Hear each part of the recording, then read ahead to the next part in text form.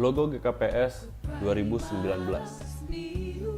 Sebelumnya, mari kita lihat hal-hal yang mendasari pembentukan logo GKPS tahun 2019. Yang pertama, salib.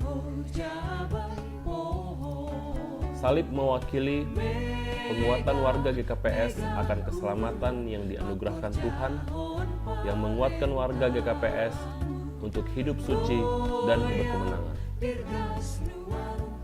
Kemudian yang kedua, ini adalah Gorga Simalungun yang bernama Pinar Jombut Wow.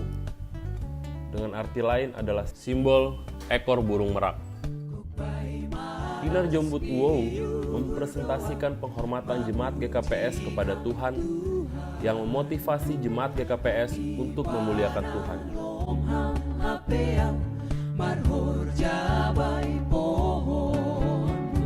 Yang ketiga adalah akar.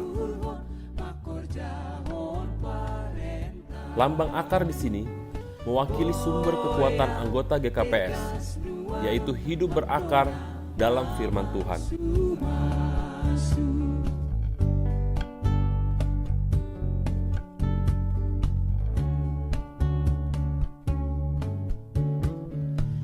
Dan inilah logo GKPS tahun 2019.